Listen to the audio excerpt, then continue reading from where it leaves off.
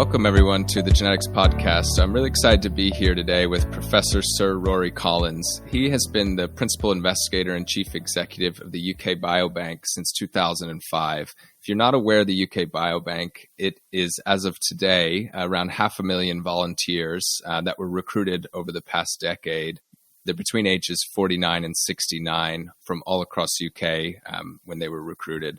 The project is incredibly unique because these individuals have given consent for research use for their anonymized health records, survey results, questionnaire results, for some people images like brain scans, and in the last decade or so, genotyping and DNA sequencing.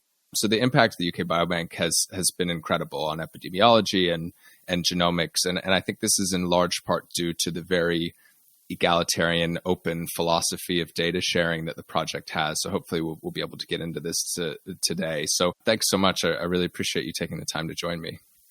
Thanks very much, Patrick. Looking forward to it. So I wonder if we could just start off by, if you could take us back to the origins of the UK Biobank, how it got started and, those early days in 2005, and especially how the project has unfolded since then in ways that you expected or maybe didn't expect. Well, I know that in the last kind of decade of the last century, that a number of epidemiologists, particularly in the UK, but also in the US and across Europe, had been arguing for the need to set up some large prospective studies with really detailed information about people and to follow them long term. And the reason why I think that came from the epidemiological community is that we're typically looking at risk factors that are influenced by disease. And so you have the problem that if you study people with disease, the risk factors may have been changed by the disease and you get reverse causality. That's not a problem for genetics, and certainly not in the early days of genetic research. There was a lot of focus on case control studies, which were very efficient. And of course, developing disease is unlikely to have much effect on genetics, unless there's some kind of case fatality effect. So I think the idea of these large prospective studies came largely from the epidemiological community. As one of my previous PhD students, John Dinesh, who's now in Cambridge, said, the great thing about genetics for epidemiology is it brings funding. Yeah, right. What seems to have happened around the end of the century was the idea among the funders that maybe setting up a big collection of people would be of value for genetic research. And to some extent, that was part of the original problem that UK Biobank faced, because quite rightly, a lot of genetics researchers said, well, you don't need prospective cohorts for genetics. But of course, if you're interested in the interaction between genes, lifestyle, environment, then you do. And so for whatever reason it got through, the Wellcome Trust and the UK Medical Research Council decided to set up a large cohort. And they came across the idea of 500,000 people in largely middle-aged. Middle-aged at least in order that over a reasonable period of time, at least 10 or 20 years, enough people would develop diseases to allow it to have good power. 500,000 people, probably a number plucked out of the air. How much money could you get from the funders? And I'm often asked, why is it 500,000? And I said, there wasn't enough money for 1 million. For 1 million, yeah. That's really the truth of the matter, I think. So they decided to fund this. And at around 2005, I was asked to take on the leadership of it, building on the work of a lot of scientists around the UK who had been thinking through what questions to ask, what measurements to make, particularly how to collect biological samples, particularly blood, in a lot of different ways, and to ensure that things that you'd want to assay in the future, the samples were collected in a way that those could be assayed, even if it wasn't feasible at that time to do it on that scale. And to make sure those samples were stored in such a way that they would be stable and accessible. So there was a lot of work in terms of developing automated systems for processing the samples in a very systematic way, storing the samples, in an audited way, and the ability with robotics to then retrieve those samples. And so that's what we did in 2006, 2010 was recruit 500,000 people from across the UK, aged 40 to 69, got consent from them to use all of their data, including linkage, as you mentioned, into their health-related records, to use all of that data for any kind of health-related research, and for it to be used by both academic and commercial researchers, because our view was that not all the smart people are in universities. There are a lot of smart people in companies, and often there's a lot of porosity between those groups collaborating together, and that we wanted to build a resource that would be used by as many people as possible. And the one requirement that the funders had was this was a resource that was being built for everybody to use. And although I'm described as a principal investigator, I've probably done less research on UK Biobank than almost anybody else. My job was to build it, guided by experts in a number of different areas.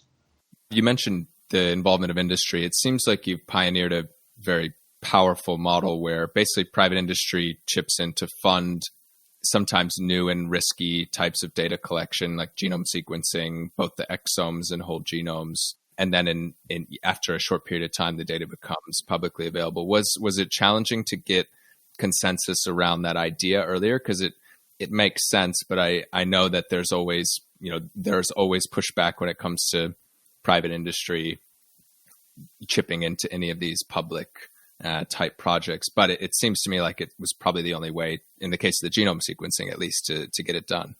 Look, I think the interesting thing with UK Biobank is, first of all, not having a hypothesis. Yeah. So, again, at the beginning, there was a lot of pressure to say, well, what will it be used for?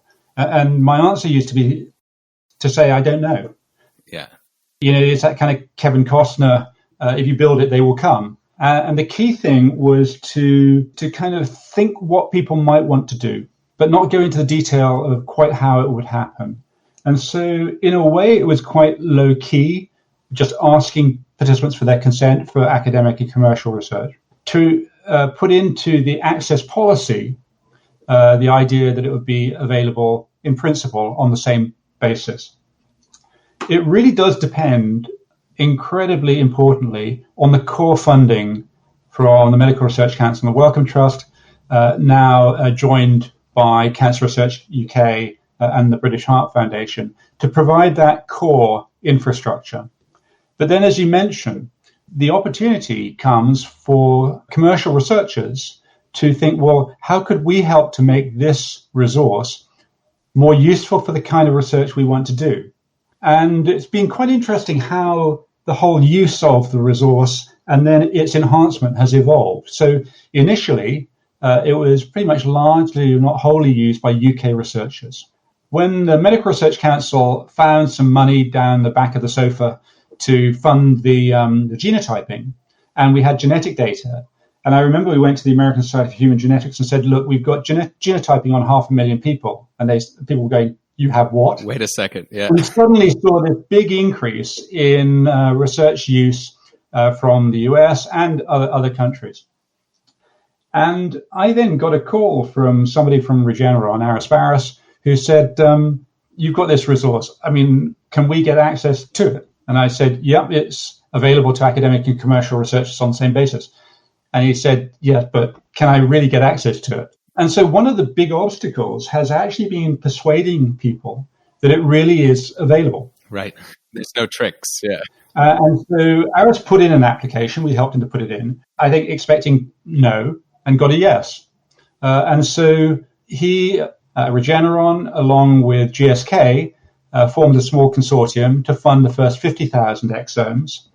I think they got some really interesting things out of that, and that consortium was extended to maybe half a dozen companies that have exome sequenced all 500,000, or nearly completed that, and those data are starting to be released.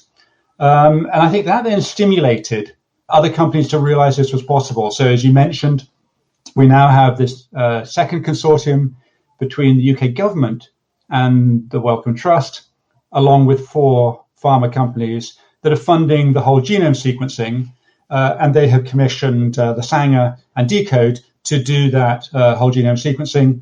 I think we did a first 50,000 at Sanger. They've now completed another 150,000. So 200,000 of the participants have been whole genome sequenced. Those data will be linked to all the other data, probably around September, October. That consortium will have first access to it, but then 9 months later, those sequence data will be made available to all researchers. So yeah, I think the core is really important from MRC, Wellcome Trust, and the other charities. But then there is this opportunity to leverage additional funding for enhancements. And I think that will work in other areas. As you mentioned at the beginning, we're halfway through imaging 100,000 of the participants. We're hoping to resume quite soon after things settle down from COVID-19.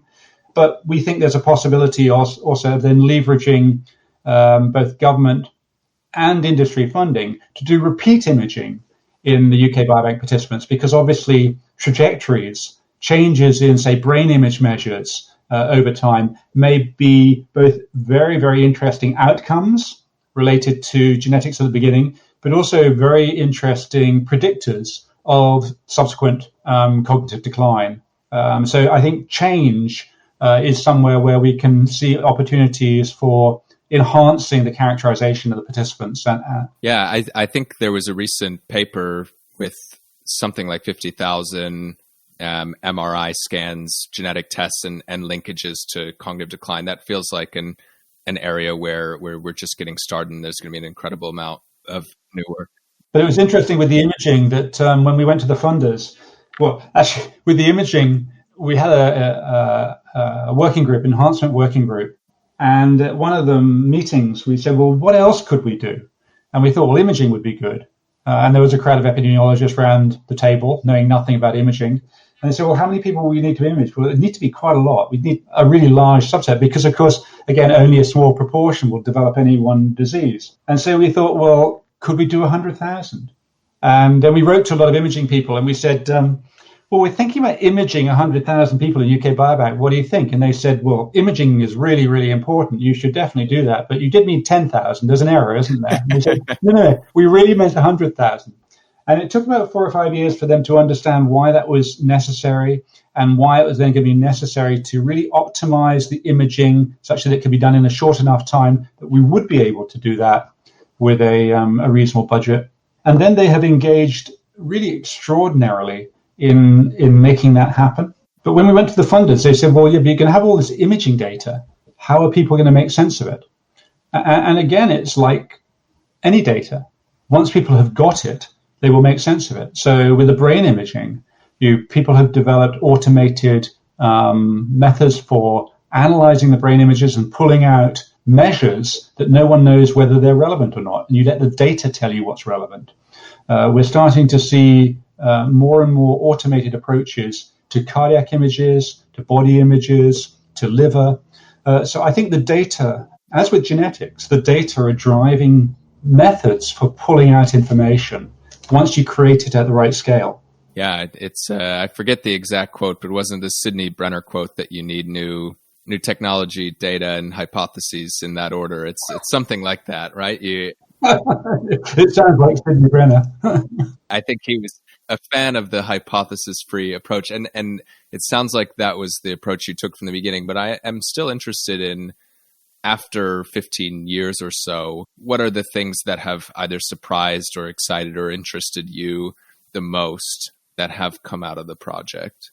When we had to go back for our renewal for UK Biobank 3 years ago or so, I was asked, what had UK Biobank produced that it had been set up to produce? And my answer was nothing, because it's a prospective cohort. And the last 10 years or so have been about building it. So I really feel that it will be the next 5 to 10 years when it starts to deliver the really major findings for which it was set up. Having said that, I think the things I found really interesting have been how you do things at scale, has been from a kind of practical perspective, has been really interesting. I think the value of creating a lot of data and then putting it out there and letting people's different imaginations work on it. And again, the one thing I would really like to do over the next few years is to increase the numbers of imaginations that are applying themselves to the data. We know it's being used a lot in the UK, in parts of Europe, in North America, but there are a lot of other places in the world with equally imaginative scientists that maybe don't have the resources or facilities we luxuriate in. And so one of the really nice parts of the whole genome project is that we've been funded as part of that to solve the problem of the scale of the whole genome sequence data. We've been funded to get a data analysis platform set up that would allow researchers to work on the sequence data, to go to the data, because it's now too big, or it will be too big, for the approach we've taken up to now, downloading the data to researchers. And I think that that's going to massively democratize access to the resource, because researchers who don't have a big computer all over the world will be able to go to the data. And in fact, we announced the outcome of that tender. So DNA Nexus with Amazon are going to support this platform. And as part of it, Amazon are going to provide $500,000 worth of free compute every year for researchers in lower middle income countries and for students. So that, I think, will be a way in which we can get very many more people using it. But the thing I've learned is just how much can be produced by having lots of different minds with lots of different, you could say, points of view, prejudices, approaches applied to the same data. You get quite different things coming out of it.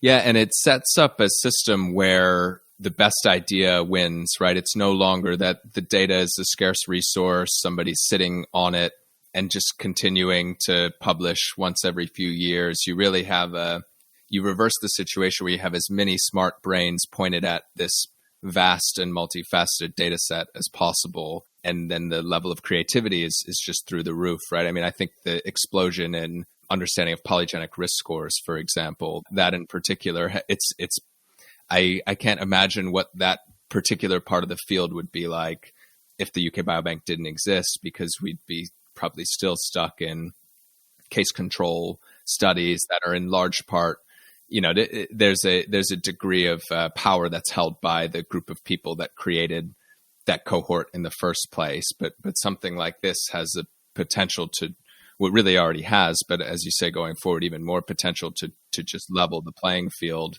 in terms of data access. Yeah, I mean, the polygenic risk scores is an interesting one, and one where you can imagine it's going to have quite a rapid practical value. So the idea that you can find, 3, 4, 5% of the population that have a risk equivalent to a single gene disorder, be it familial hypercholesterolemia or BRCA1, BRCA2. And I think Peter Donnelly has said if you take 16 diseases, then you can find a quarter of the population that is in the top 3 to 5% for one or more of those diseases. Well, that means that a genotype is going to find you a lot of people where you might well be able to do something useful for them. So you're a 30-year-old, but you're equivalent to FH on a polygenic risk score. You think about taking lipid-lowering therapy. If you have equivalent of BRCA1, BRCA2, again, you might be thinking earlier age of screening. And of course, the other extreme, the people who are at the very lowest risk, you might have women who are screened either much later or never for breast cancer. So I can see that being implemented into healthcare quite quickly. The other thing that we a lot of this you stumble into, but when we were thinking about the data policy, the data access policy, we thought if we try to police the applications, first of all, we will collapse under the weight of applications, we hope, and we will probably inhibit something from being done just because we're not smart enough to realize how imaginative it is. But instead, we thought, well, The beauty about the open access approach is that if a researcher has access to the data and they publish something based on the data, and other researchers have access to the same data, they can go along and check it. So it is, if you like, the purest form of peer review. And we had an example, last year where somebody did some genetic study. They thought they'd found something really important. They put it into bioRxiv. Somebody else thought this is really interesting. They had the data. They checked it. They realized that there was a problem in the analysis that had produced this result. They drew that to the attention of the researcher. The researcher actually said, gosh, thanks very much. That's really helpful, and withdrew it. So, it becomes a productive form of peer review in that respect, and also very rapid. Yeah, it's a rapid self-correcting mechanism, right? Yeah. Rather than years of proxy fighting through writing letters to journals and demanding access to data and that sort of thing. I appreciate that. It's a very effective tool, and it seems like other projects have started to follow this model. And I think when you speak to participants, we sometimes get this impression that people want their data. They don't want to share it, but actually I think if people trust the institution and they trust the process and they're asked early on in the process, how would you like your data to be handled? Then, I think the 500,000 people in the UK Biobank are a perfect testament to most people want to see good science being done and they want to see it being shared widely. So I also have a hope that when you do get the participants involved early in the process, that comes to light. And you can't, this sounds funny, but sometimes people use privacy as a sort of shield, but they haven't actually asked the participants if we could share this in a secure way where it's anonymized, your information's not being put out there. Would you like to do it? Yeah, and with the participants as well, we've had only about 1,000 UK Biobank participants have asked to withdraw, and a large proportion of those was very early on. They joined the study and then they thought, perhaps not. You mentioned the issue about commercial use. And we were very careful when, with the exome sequence project, in informing the participants, not only that it was going forward, but why it was going forward, why it was beneficial, even though companies would get IP out of it, why that was actually in the interests of participants and the public. Because, the reality is drugs are made in pharmaceutical companies. Also, that the data would then be made available for other researchers. And I think I had conversations with one or two participants who wanted to discuss it, but it really had no adverse impact on terms of participants wanting to withdraw from the study.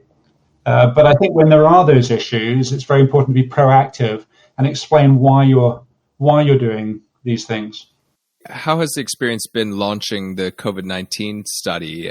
I believe you're starting to involve some family members of people who've had positive tests. One of the amazing things about the response of the research community in this crisis has been how quickly groups like yours have responded. What have you learned from that? I think it's another example of open data and fast peer review. There's been any paper that comes out, somebody dips into the UK Biobank data now to check it, and it's on bioRxiv about 2 days later. What has your experience been with the COVID-19 work?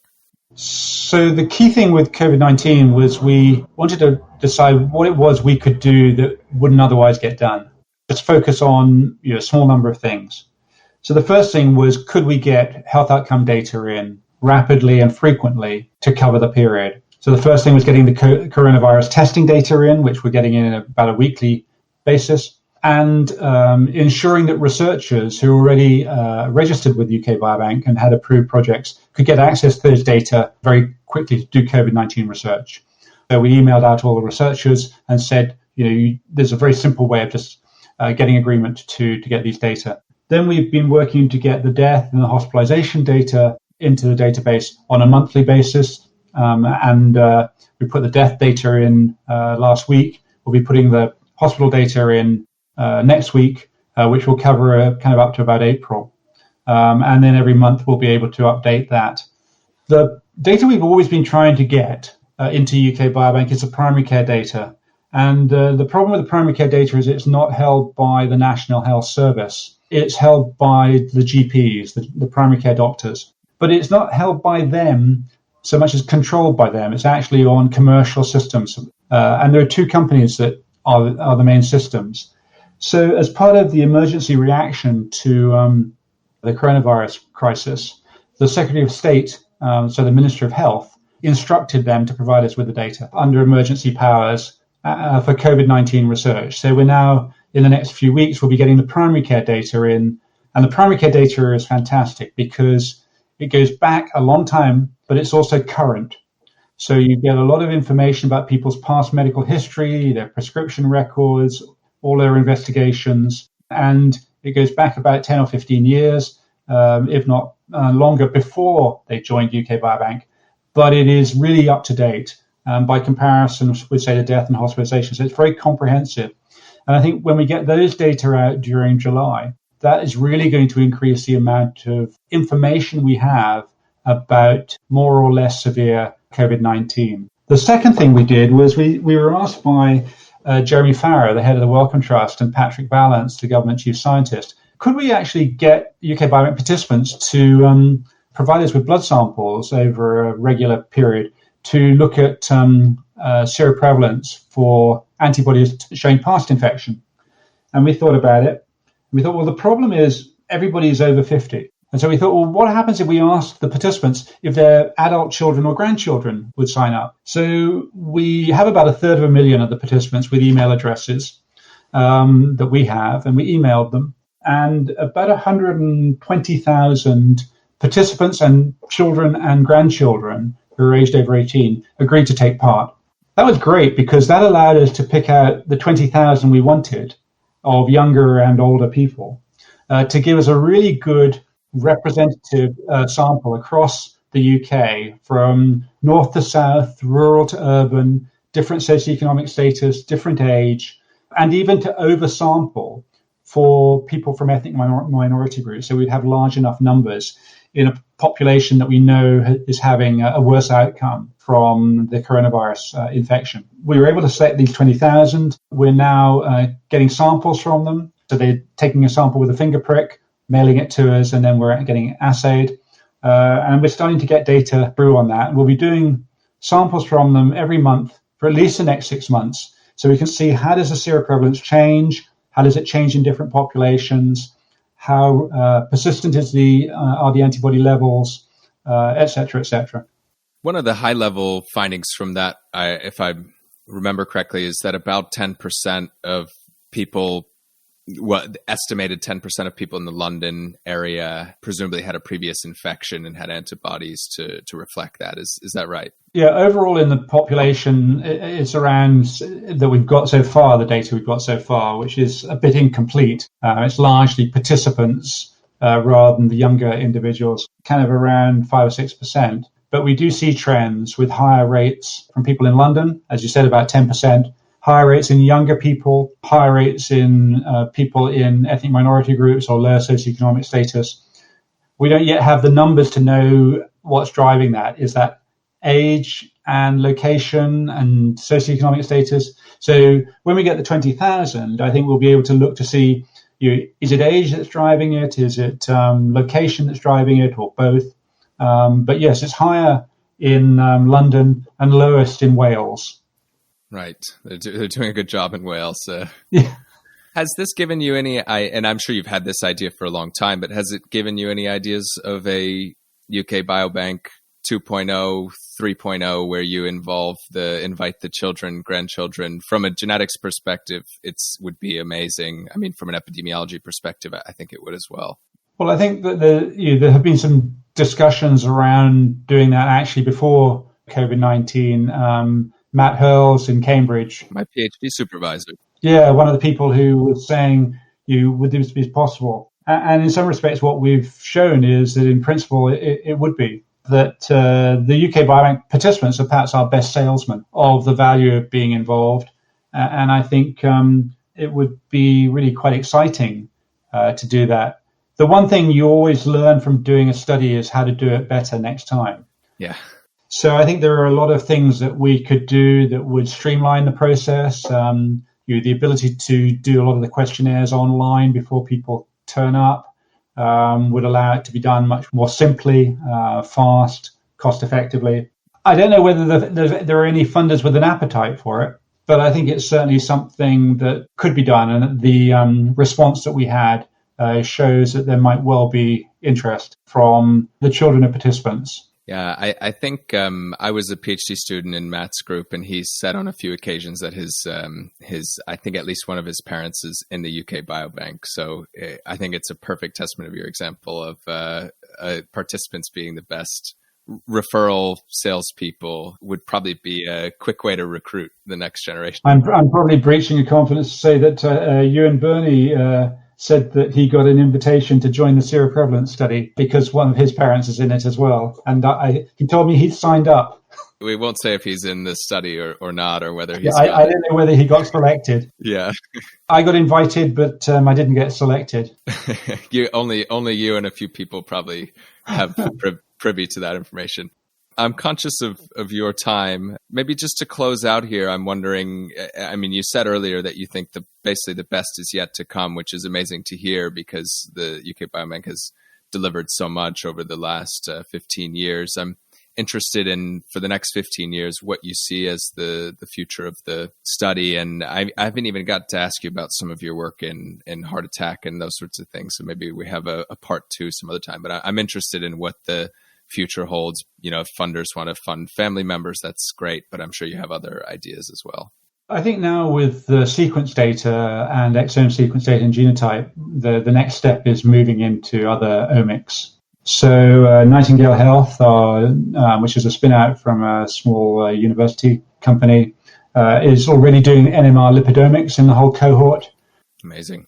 And there's some discussions going on about doing a proteomic assay coming from industrial consortium funding, which again I think would be really valuable in trying to get the link between the gene and the disease, as indeed people like Adam Butterworth have shown from Cambridge how valuable that kind of information can be. So I think more assays, more omic assays, proteomics, metabolomics in the samples would be really valuable. If we can get hold of the primary care data and then also extend into other healthcare record linkages, I think that in the same way that making available the imaging data has brought in the data analysis expertise to pull out image-derived variables, I think if we're able to provide a much more comprehensive medical history of participants, then the data engineers, if you like, should be able to use that data to pull out health outcomes. And I think there's been some very nice work showing that with, say, proteomic data and health outcome data, you can use the proteomic data to subclassify what you think is a single disease. People have used blood type and various proteome data to subdivide asthmas as an example. So I think that kind of moving from phenotyping the participants to phenotyping their health outcomes using advanced techniques will be really quite exciting.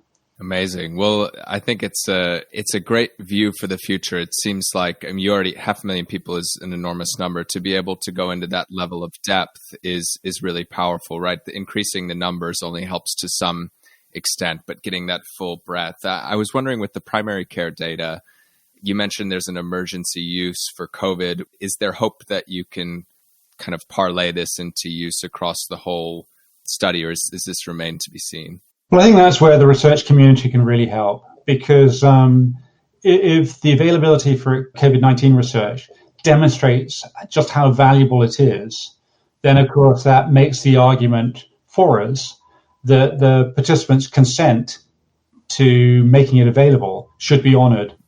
Right. Why shouldn't it be for heart attack and cancer and so many of these other things that play a large toll? Great. No, I think that's a call to arms to some extent. We can continue to put the pressure on. I just want to say thank you for taking the time. I've learned a ton, and I'm excited to see the next decade of amazing work out of the UK Biobank. Thanks very much, Patrick.